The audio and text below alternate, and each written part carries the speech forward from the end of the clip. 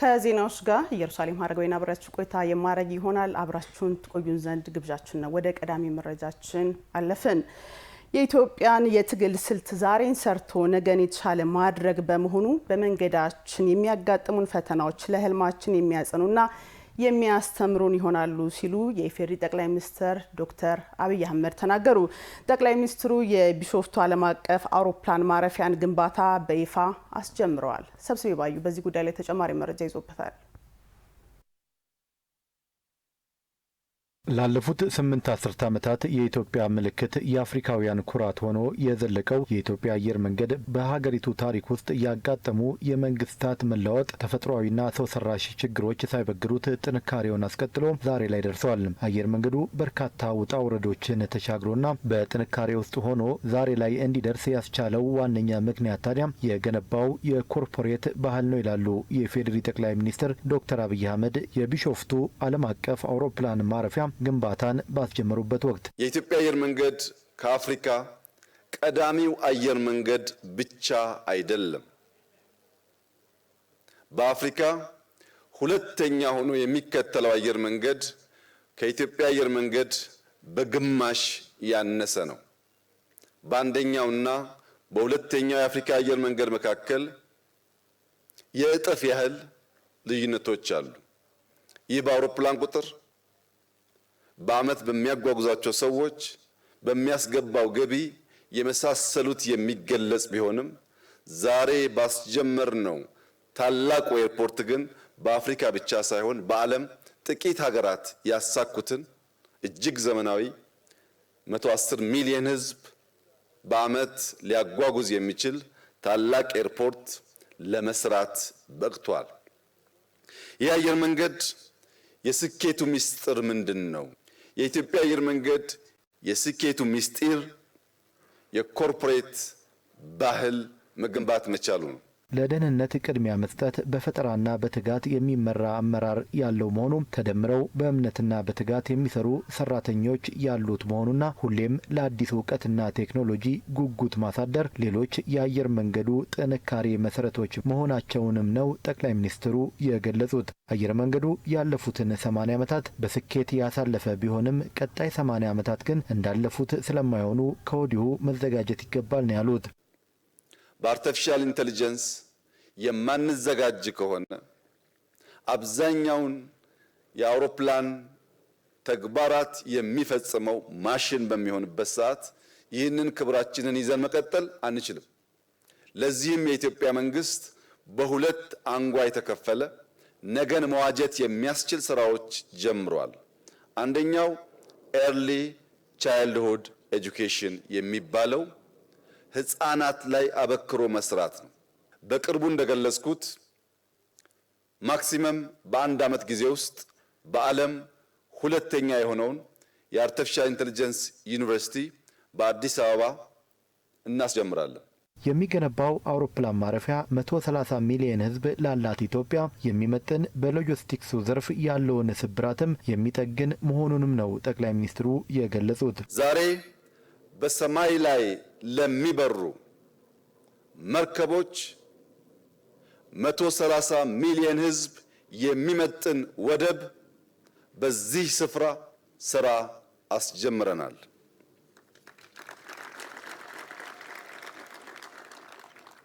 በዚህ ስፍራ በሰማይ ለሚበሩ መርከቦች ያስጀመርነው ወደብ ከዚህ ቀደም ከነበረን በአጠቃላይ ብቃቱ ይለያል። የአዲስ አበባ ኤርፖርት 700 ሄክታር አካባቢ የመሬት ስፋት አለው።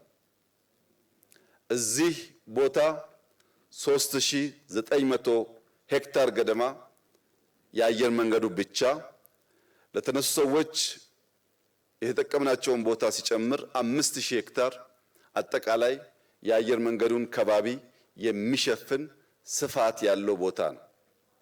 ለምን ሰፋ ያላችሁ እንደሆነ በስፋቱ ልክ በአየር ላይ የሚመላለሱ መርከቦችን በብቃት ማስተናገድ ችሎ የኢትዮጵያን የእድገት ስብራት የሆነውን ሎጂስቲክስ ለመፍታት በእጅጉ ስለሚያግዝ ነው። የኢትዮጵያ የትግል ስልት ዛሬን ሰርቶ ነገን የተሻለ ማድረግ በመሆኑ በመንገዳችን የሚያጋጥሙን ፈተናዎች ለህልማችን ስኬት የሚያጸኑንና የሚያስተምሩን ይሆናሉ ሲሉም ጠቅላይ ሚኒስትር ዶክተር አብይ አህመድ ተናግረዋል።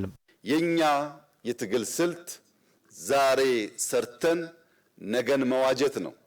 ዛሬ በቅጡ ተክተን ነገን ለልጆቻችን የሰመረ የተሻለ ማድረግ ነው። የገጠሙን ጠላቶቻችን ግን ትናንትና ላይ ቆመው ዛሬን የሚሻሙ ናቸው። ስልታችን የተራራቀና የተለየ ነው። ፈተና አልቦ ጉዞ የኢትዮጵያ አየር መንገድ አላደረገም። ፈተና አልቦ ጉዞ ኢትዮጵያም አታደርግም። ፈተናዎችን ተጋፍጣ ፈተናዎችን ተሻግራ የጸናችና የበለጸገች መሆን እንድትችል እኛ የምናስብበትና ጠላቶቻችን የሚተጉበትን አውድ በቅጡ መገንዘብ አስፈላጊ ይሆናል። በተለየ ሃይዌይ ስለምንጓዝ ፈተና አልቦ ነው ማለት ግን አይደለም። እያንዳንዱ ፈተና ለህልማችን፣ ለጅማሬያችን፣ ለስራችን የሚያጸናን፣ የሚያስተምረን፣ የሚያነቃን፣ የሚያተጋን ይሆናል። አውሮፕላን ማረፊያው ከሚገነባበት አካባቢ የተነሱ አርሶ አደሮች በተገቢው መንገድ አኗኗራቸውን በዘላቂነት በሚያሻሽል ሁኔታ እንዲሰፍሩ መደረጋቸው ፕሮጀክቱ ሰው ተኮር እንደሆነ ማሳያ ነው ያሉት ጠቅላይ ሚኒስትሩ ለግንባታው የሚውለው ቦታም ከሊዝ ነጻ መሰጠቱ ታላላቅ ፕሮጀክቶችን ለመገንባት ክልሎች ምን አይነት ትብብር ማድረግ እንዳለባቸው ማስተማሪያ ይሆናል ነው ያሉት። የበዓላት ሰሞን ባዛሮችን በማስፋት ሁሉም የመዲናዋ ነዋሪ በአቅራቢያው የተረጋጋ ግብይትን እንዲከውን ማድረግ መቻሉን የአዲስ አበባ ከተማ ምክትል ከንቲባና የኢንዱስትሪ ልማት ቢሮ ኃላፊ አቶ ጃንጥራር አባይ ተናገሩ። የኑሮ ውድነትና የገበያ መረጋጋት ግብረ ኃይል ባለፉት 2 ወራት የተሰሩ ስራዎችን ገምግመዋል። የተረጋጋና ጤናማ የግብይት ምህዳርን በመፍጠር በመዲናዋ ደረጃውን የጠበቁ የገበያ ስፍራዎችን ከማስፋት ጀምሮ የምርት አቅርቦትን በማሳደግ አምራቹን ከሸማቹ የማገናኘት ስራዎች በትኩረት ስለመሰራታቸው ያነሱት የአዲስ አበባ ከተማ ምክትል ከንቲባና የግብረ ኃይሉ ሰብሳቢ አቶ ጃንጥራር አባይ በዚህም ገበያን የማረጋጋት ስራ ውጤታማ እንዲሆን ስለማስቻሉ ገልጸዋል። በተለይ የገና በዓልን ምክንያት በማድረግ ባዛሮችን በማስፋት ሁሉም የመዲናዋ ነዋሪ በአቅራቢያው የተረጋጋ ግብይትን እንዲከውን ለማድረግ የተሰሩ ስራዎች ውጤታማ መሆናቸውን ያነሱት አቶ ጃንጥራር አባይ ይህም በዓልን አስታኮ ይፈጠሩ የነበሩ ያልተገቡ የዋጋ ጭማሪዎችን መቆጣጠር ስለመቻሉ አንስተዋል። በቀጣይ በከተማ አስተዳደሩ በከተማ ግብርናና የልማት ትሩፋቶች መርሃ ግብሮች የሚሰሩ ስራዎችን ከማጎልበት ባሻገር ከክልሎች ጋር በቅንጅት የአቅርቦት ምጣኔ የማሳደግ ስራ ቀዳሚው ትኩረት የሚደረግበት ስለመሆኑ አንስተዋል። ዘገባው የሪፖርተራችን ራሄል አበበ ነው።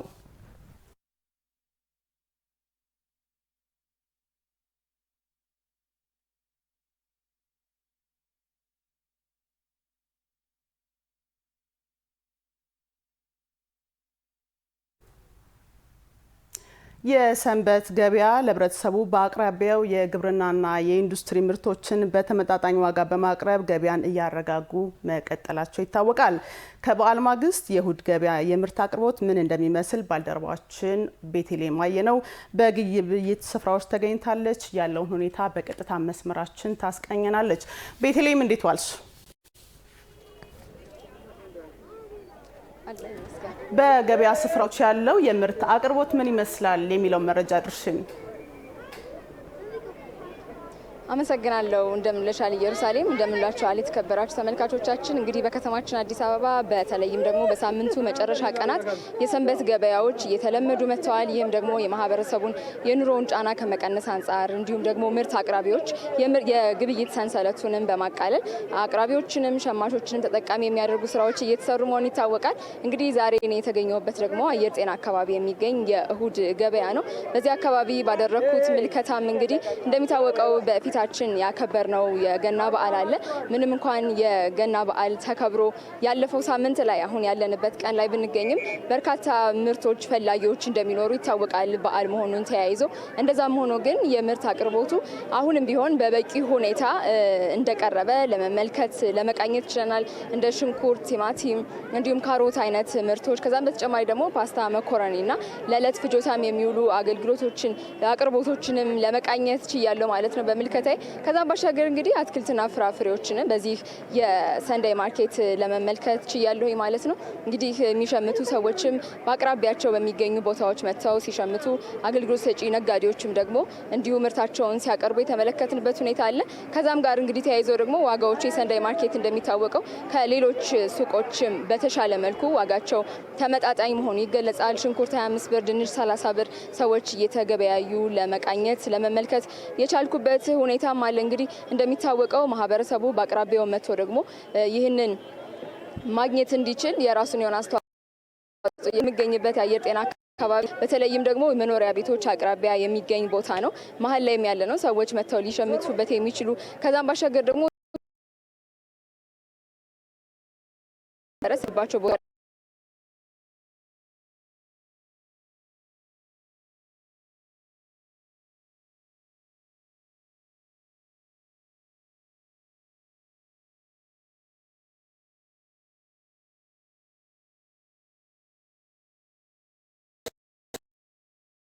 ይህም የሸማቾችና የነጋዴዎች ሀሳብ አስተያየት ምን ይመስላል?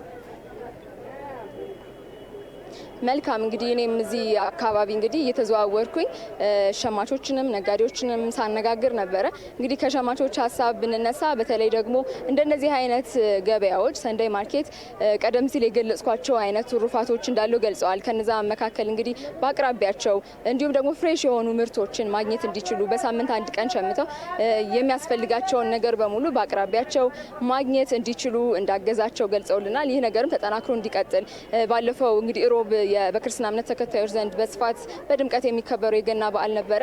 የዛን ጊዜም እንግዲህ በስፋት አቅርቦቶች እንደነበሩ አስታውሰው አሁንም ቢሆን ደግሞ እነዚሁ አቅርቦቶች በተመጣጣኝ ዋጋ ጥራት ባለው መልኩ አሁንም ተጠናክረው መቀጠላቸውን አንስተው በዚህም ደስተኛ መሆናቸውና ሸምተው እየተመለሱ መሆኑን ያነጋገርኳቸው ሰዎችም ሸማቾች ነግረውኛል። ከዛም ባሻገር ደግሞ እንግዲህ ምርት አቅራቢዎችም ለነሱ የተሻለ እድል ይዞላቸው እንደመጣ ማህበረሰቡንም እነሱንም ተጠቃሚ እንዳደረጋቸው የገለጹበት ሁኔታ ነው ያለው ማለት ነው። በአጠቃላይ እንግዲህ እንደነዚህ አይነት የእሁድ ገበያዎች ማህበረሰቡንም ሸማቹንም ተጠቃሚ ከማድረግም ባሻገር እንግዲህ ተመጣጣኝ የሆኑ የምርት አቅርቦቶችን በአቅራቢያ ለማግኘት የሚያስችል እድልንም እየፈጠረ መሆኑን እኔም በቅኝቴ ለመመልከት ችያለሁ። ከሸማቾቹና ከነጋዴዎቹ ሀሳብ በተጨማሪ ማለት ነው። ኢየሩሳሌም ባልደረባችን ቤቴሌም አየነው ላደረሽን መረጃ እናመሰግናለን። መልካም ዕለት ይሁንልሽ።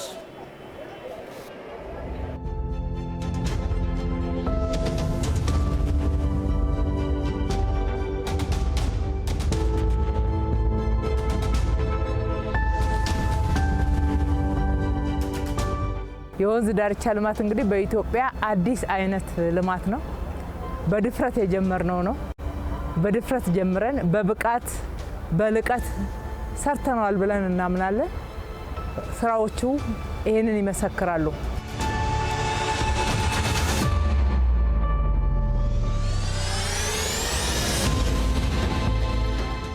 ለብዙ የከተማችን ነዋሪዎች የስራ እድል የፈጠረ አካባቢ ምህዳርን አፈርን ለመጠበቅ ስነ ምህዳሩን ለመጠበቅ በከፍተኛ ሁኔታ አስተዋጽኦ ያደረገና እንዲሁም ካሁኑ ጠፍተው ደርቀው የነበሩ ምንጮች እየመጡበት እየፈለቁ ተጨባጭ የሆነ ውጤት እያየን ነው።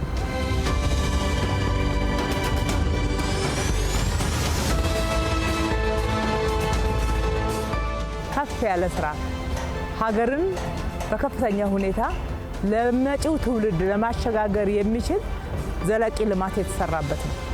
ለከተማችን ትልቅ የቱሪስት መዳረሻ ስፍራ ሆኗል። የከተማችን ነዋሪዎችም ደግሞ መናፈስ አለባቸው። ለጤንነት በጣም አስፈላጊ ነው። ጤናማ አካባቢ ሆኗል። ውበትን ተጎናጽፏል።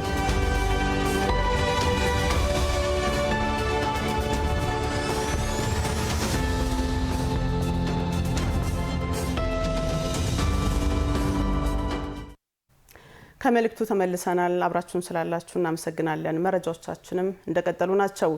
ባለፉት 2 ዓመታት በተከናወነው የሪፎርም ስራዎች 8 በመቶ የነበረው የሀገር ውስጥ መድኃኒት ምርት ድርሻ ወደ 60 በመቶ ከፍ ማለቱ ተነገረ። እንደ ሀገር የመጀመሪያ የሆነው በጤናው ስርዓት ቁጥጥር ላይ የሚመክር መድረክ ጠንካራ የጤና ቁጥጥር ለማይበገር የጤና ስርዓት በሚል መሪ ሀሳብ በአድዋ ድል መታሰቢያ ተካሂዷል። ታምሮ ደምሴ በዚህ ጉዳይ ላይ ተጨማሪ መረጃ ይዞበታል። ከቅርብ ዓመታት ወዲህ እንደ ሀገር አስተማማኝ የጤና ስርዓት ለማስፈን የሚያስችሉ ተግባራት እየተከናወኑ ይገኛሉ። ይህን ይበልጥ ለማጠናከርና የሕክምና ቱሪዝምን ወደ ሀገር ለመሳብ የሚያስችሉ እቅዶችን ወደ መሬት ማውረድም ተጀምሯል። ለዚህም የሚረዱ ስታንዳርዶች ተዘጋጅተዋል። ይህን ይበልጥ የሚያጠናክር እንደ ሀገር የመጀመሪያው የሆነው በጤና ስርዓት ቁጥጥር ላይ የሚመክር መድረክ ጠንካራ የጤና ቁጥጥር ለማይበገር የጤና ስርዓት በሚል መሪ ሀሳብ በአድዋ ድል መታሰቢያ ተካሂዷል። የኢፌዴሪ ጤና ሚኒስትር ዶክተር መቅደስ ዳባ የጤና ቁጥጥር ስርዓት የሚያስፈልግበትን ምክንያቶች ያነሱ ሲሆን በዋናነት ግን ቁጥጥሩ የማህበረሰብ እምነት እንዲኖረን ያስችላል ሲሉ ገልጸዋል። የጤና ቁጥጥር የሚያስፈልግበት ምክንያት የህብረተሰብ እምነት እንዲኖረን፣ በመንግስትና በግል መካከል ያሉ አገልግሎቶች እኩል አለመታየት፣ በሁለቱ ስታንዳርድ መካከል ራሱ ያለው ልዩነት፣ የህብረተሰብን ጥያቄዎች ከመመለስ አንጻር ራሱ ይህ መጀመሪያ የምናስቀምጠው የህብረተሰብን እምነት መጨመር እንድንችል ቁጥጥር ያስፈልጋል። ቁጥጥር በተቋም ላይ ቁጥጥር በራሱ በምንሰራው በምናስቀምጠው መረጃ ወይም ደግሞ በምናስቀምጠው ፖሊሲ ላይ መተግበር አለመተግበሩ ላይ ራሱ ስታንዳርዱን ማየት ይፈልጋል። ቁጥጥር ስራዎች እንደ ሀገር ወጥነት ያለው እንዲሆንና በክልሎች መካከል መራራቆች እንዳይፈጠሩ ይህን መሰል መድረኮች ከፍ ያለ አስተዋጽኦ ያበረክታሉ ሲሉ የጤና ሚኒስትሯ ተናግረዋል። የቁጥጥር ስርዓታችን ስታንዳርዳይዝድ እንዲሆን በአንዱ ቦታ ያለው ቁጥጥር ስርዓት ከሌላው ጋር እንዳይራራቅ በናሽናል ያሉ የቁጥጥር ስታንዳርዶች እስከታች ድረስ እንዴት ይተገበራሉ፣ በሁሉ በተቋማት በፖሊሲ ባለሙያዎቻችን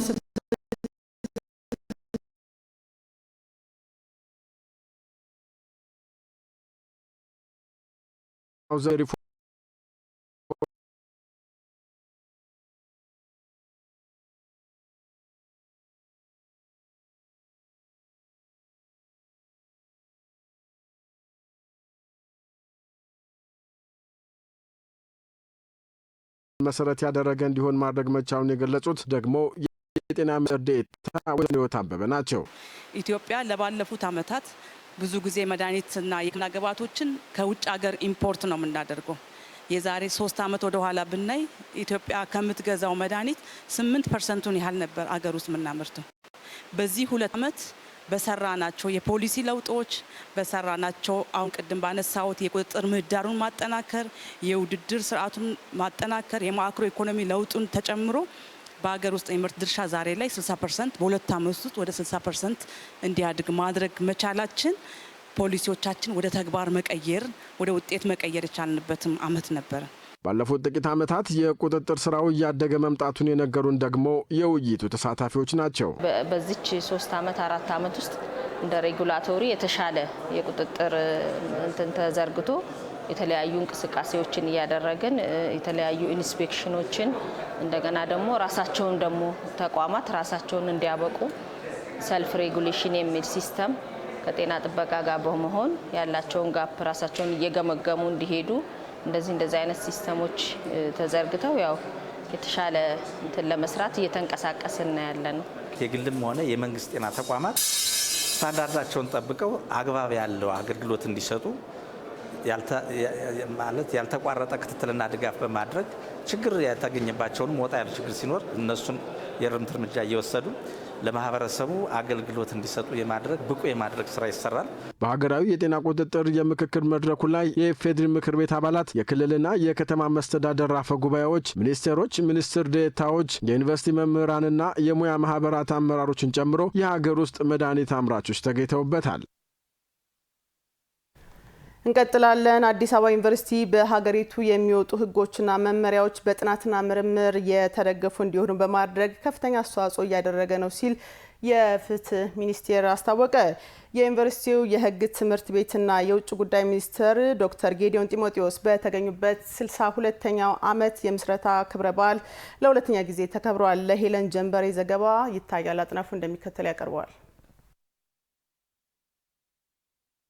አዲስ አበባ ዩኒቨርሲቲ 75ኛ ዓመቱን በተለያዩ ሁነቶች እያከበረ ይገኛል። የዩኒቨርሲቲው የሕግ ትምህርት ቤትም 62ኛ ዓመት የምስረታ በዓሉን አክብሯል። በበዓሉ የተገኙት የፍትህ ሚኒስትሯ ሀና አርአያ ስላሴ ዩኒቨርሲቲው በሀገሪቱ የሚወጡ ሕጎችና መመሪያዎችን በጥናትና ምርምር የተደገፉ እንዲሆኑ አድርጓል ብለዋል። የፍትህ ሚኒስቴርና የሕግ ትምህርት ቤቱ በጣም ተቀራርቦ ይሰራል።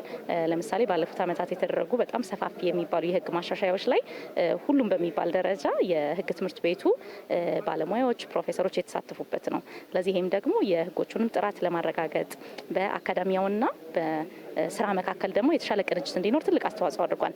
በቀጣይ ደግሞ የህግ ትምህርት ቤቱ ሊሰራ ያሰባቸው አሁን ያሉትን ተማሪዎች ቀጥሎ ያሉ የሚመጡ ተማሪዎችንም እስከዛሬ ከሰራው በተሻለ መልኩ ለመስራት ያሰባቸው ስራዎች አሉ።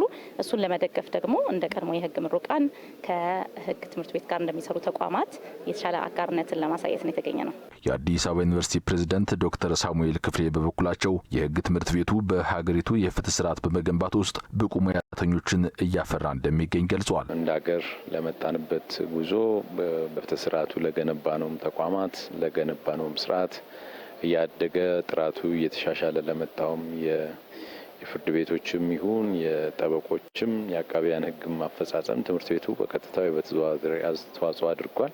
ጠንካራ የህግ ትምህርት ቤት በመፍጠር ለሀገርም ደግሞ ጠንካራ የፍትህ ስርዓት በመገንባት ውስጥ ከዛም በላይ በራሳቸው የሚሰሩ አቃቢያን ህግ ብቻ ጠበቆቹ ነው የሚሰሩ አቃቢ ህግ ነው ያገለገሉ በህግ ስራ የተሰማሩ ከዛም በላይ በተለያዩ ዓለም አቀፍ ተቋማት የሰሩ ስላሉ ይሄ አስተዋጽኦ ተደምሮ የዚሁ ህግ ትምህርት ቤት አሻራ ነው። የህግ ትምህርት ቤቱ በሀገሪቱ ውስጥ ለተገነባው የፍትህ ተቋማትና ስርዓት አበርክቶ ስለማድረጉ የገለጹት ዶክተር ሳሙኤል በምስራቅ አፍሪካ ተመራጭ የህግ ትምህርት ቤት እየሆነ ስለመምጣቱም አንስተዋል። በአፍሪካ ደረጃ በተደረጉ የምስለ ፍርድ ቤት ውድድሮች ሁሌም አሸናፊ ትምህርት ቤት ነው። እዛም በላይ ያው ምስራቅ አፍሪካ ውስጥ አንከር ስቴት ናት ኢትዮጵያ።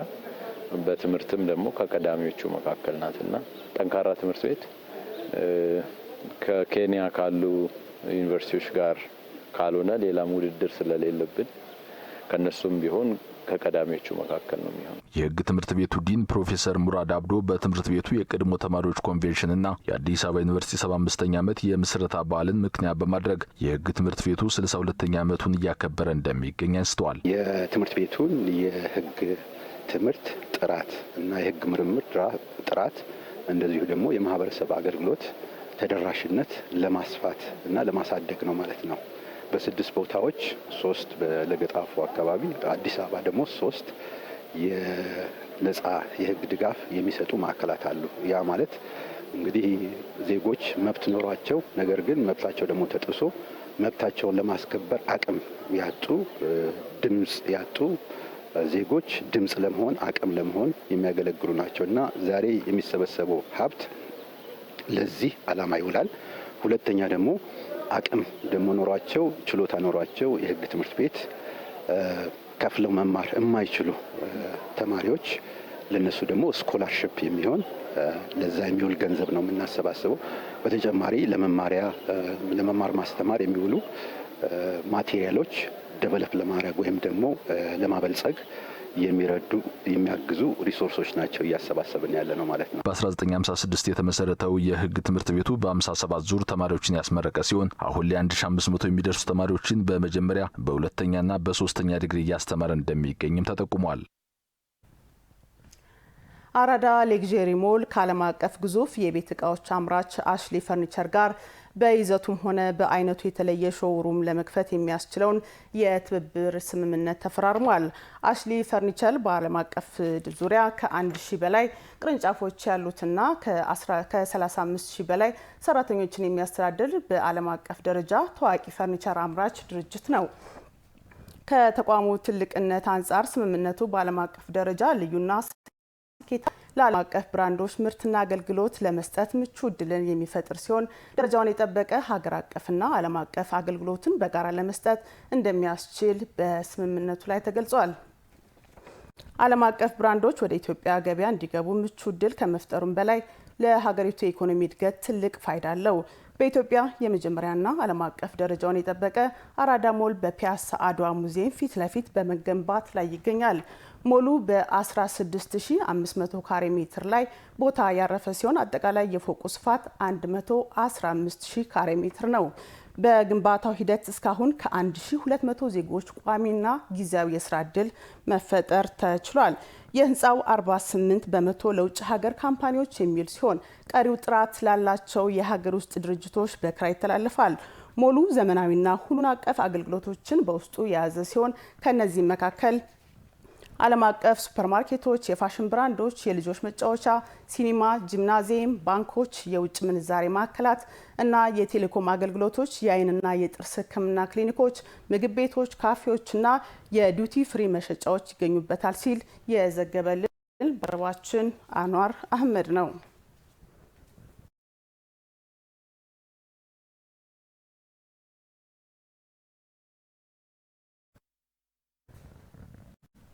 ከሰሞኑ እየተስተዋለ የሚገኘው የቅዝቃዜ አየር ሁኔታ ከሳይቤሪያ በመነሳት ወደ ኢትዮጵያ የሚነፍሰው ደረቅና ቅዝቃዜያማ የአየር ሁኔታ የተከሰተ መሆኑን የኢትዮጵያ ሜትሮሎጂ ኤጀንሲ አስታወቀ። ከሰሞኑ በአዲስ አበባና በተለያዩ የሀገሪቱ አካባቢዎች የሌሊትና የማለዳ ቅዝቃዜ የነዋሪው መነጋገርቷል። የሚስተዋለው ከፍተኛ ቅዝቃዜ የአየር ሁኔታ ያልተለመደ እንደሆነ አዲስ ሚዲያ ኔትወርክ አዲስ ቴሌቪዥን የአዲስ አበባ ከተማ ነዋሪዎች ተናግረዋል። መሐመድ ኑር አሊ ተጨማሪ መረጃ ይዞበታል። በአዲስ አበባና በተለያዩ የሀገሪቱ ክፍሎች በተለይ በማለዳውና በማምሻው ላይ ከፍተኛ የሆነ የቅዝቃዜ ሁኔታ የአየር ንብረት እየተስተዋለ ይገኛል። ቀደም ሲል በእኛ ጊዜ እንደነበረው በጥቅምት አጣንጥንት ይባል ነበረ። ይኸውም ጥቅምት ላይ በጣም ኃይለኛ ውርጭና ብርድ ስለነበረ ነው። በአሁኑ ሰዓት ግን በዚህ የታህሳስ መጨረሻና በጥር መጀመሪያ ላይ ያልተለመደ ቅዝቃዜ ሌሊትና ጠዋት እስከ 1 ሰዓት ተኩል እስከ 2 ሰዓት ላይ በጣም ኃይለኛ ቅዝቃዜ አለ። ባለፉት 2 ሳምንታት እውነት ለመናገር እኔ እንደውም ፐርሰናሊ ችግር እየመሰለኝ ነበረ። ማለት ከተለመደው ውጪ ቅዝቃዜ ነበረና አሁን ሊኖረው የሚገባው የአየር ሁኔታ አይደለም እያየሁ ያለሁት። በጣም ከፍተኛ ቅዝቃዜ አለ ጠዋት ላይ፣ እንዲሁም ማምሻው አካባቢም እንደዚሁ ማለት ከምታስበው በላይ ቀዝቃዛ ወይም ደግሞ ውርጭ ወደ መሆን አካባቢ የሚጠጋ አይነት ቅዝቃዜ ነው እየታየ ያለ። አየር ሁኔታ ተለውጧል። አሁን በፊት እንደምናየው ከሆነ ከጥቅምት ታህሳስ መጨረሻ አካባቢ እስከዛ ነው እንግዲህ የሚበርደው። አሁን ትንሽ ደግሞ መዛባት ነገር መጣብን እና ጠዋት በተለይ በጣም ይቀዘቅዛል። አየሩ ያው ሁላችንም እንደምናውቀው በጣም ትንሽ ቀዝቃዛ ነው። በተለይ ጠዋት ላይ ከእንቅልፋችን ተነስተን እንኳን ውሃ ሊነካን በጣም ነው የምንሳቀቀው። በጣም ነው የሚቀዘቅዘው። ዛሬ ራሱ ያው እንዳየ ጠዋት የወጣሁት ከጃኬት ደራርቤ ነው የምታየኝና ያው በጣም ቀዝቃዛል። በማለዳ ላይና ማምሻ ላይ እየተስተዋለ የሚገኘውን ያልተለመደ የአየር ንብረት ለውጥ ምንድነው ሲል አዲስ ሚዲያ ኔትወርክ ወደ ኢትዮጵያ ሜትሮሎጂ ኢንስቲትዩት አምርቷል። በእኛ ሀገር እንግዲህ በበጋ ወቅት በተለያዩ የሀገራችን አካባቢዎች ባለፉት የበጋ ወቅቶችም እንደዚሁ በዘንድሮም ወቅት በተለያዩ የሀገራችን አካባቢዎች ላይ የሌሊትና የማለዳ ቅዝቃዜ ይበልጥ ተጠናክሮ የተስተዋለበት ሁኔታ ነበር የነበረው ማለት ነው። ይህም የሆነበት ምክንያት በተለይም ከሳይቤሪያ በመነሳት ወደ ሀገራችን ሲነፍስ የነበረው ደረቅና ቀዝቃዛማ የአየር ሁኔታ ከእለት ወደ እለት ይበልጥ እየተጠናከረና እየተስፋፋ ከመምጣቱ ጋር ተያይዞ ነው ማለት ነው። ስለሆነ እንግዲህ በተለያዩ የሀገራችን አካባቢዎች አዲስ አበባ ከተማን ጨምሮ ማለት ነው ባለፉት ሳምንታት በአዲስ አበባ ከተማ የቀኑ ዝቅተኛ የሙቀት መጠን እስከ 6 ዲግሪ ሴልሺየስ የደረሰበት ነበር ማለት ነው። በሌሎች የሀገራችን አካባቢዎችም እንደዚሁ ከዜሮ በታች የተመዘገባቸው አካባቢዎች አሉ ማለት ነው። በተለይም ከምስራቅ የሀገራችን አካባቢዎች ላይ በጨለንቆ እስከ -3 በዲግሪ ሴልሺየስ ተመዝግቧል ማለት ነው። አሃዛዊ የአየር ትንበያ መረጃዎችን መሰረት በማድረግ በማለዳውና በምሽት የሚስተዋለው ያልተለመደ ቀዝቃዛማ የአየር ሁኔታ ተጠናክሮ እንደሚቀጥል የገለጹት የኢንስቲትዩቱ የአየር ትንበያ ቅድመ ማስጠንቀቂያ ምክትል ዋና ዳይሬክተር ዶክተር አሳምነው ተሾመ በዚህ የቅዝቃዜ ወቅት ህብረተሰቡ ከእለቱ አየር ጸባይ ጋር ራሱን ለማዛመድ አለባበሱን ማስተካከል እንዳለበት ተናግረዋል። እንግዲህ አሁን ላይ ያሉን የአሃዛዊ ትንበያ መረጃዎቻችን የሚጠቁሙት በሚቀጥሉት 10 ቀናትም አሁን ላይ እየተስተዋለ ያለው የሌሊት ላይ ማለዳ ቅዝቃዜ እንደዚሁ ቀጣይነት ይኖረዋል ማለት ነው። የቀኑ ዝቅተኛ የሙቀት መጠን በሚቀጥሉት ቀናት በአዲስ አበባ ከተማ እስከ 6 ከ6 ዲግሪ ሴልሲየስ በታች የሚደርስ ከሆነ ያ ማለት አሁን ላይ የሚስተዋለው የሌሊትና የማለዳ ቅዝቃዜ ቀጣይነት ይኖራል ማለት ነው። ስለሆነም ያ ማለት ቅዝቃዜ አለ። ማህበረሰቡ ከወትሮ በተለየ ለቅዝቃዜው የሚስማማ የሚመች አልባሳትን ሊጠቀም ይችላል ማለት ነው። ቀዝቃዛ በሚሆንበት ወቅት ለእኛ ኃይል የሚሰጥ ወይም ደግሞ ሙቀት የሚሰጥ ልብሶችን ነው መጠቀም ያለብን ማለት ነው። ስለዚህ ኢንስቲትዩቱ በርካታ መረጃዎችን በየዕለቱ ስለሚያዘጋጅ ለተለያዩ መገናኛ ብዙሃንም ስለሚደርስ ማህበረሰቡ በየዕለቱ በእያንዳንዱ ከተማ ምን አይነት የአየር ሁኔታ ይስተዋላል የሚለውን ከግንዛቤ ውስጥ በማስገባት ከሚኖረው የአየር ሁኔታ ጋር ራሱን አዋህዶ ወይም ደግሞ አላምዶ መዋል ይቻላል ማለት ነው።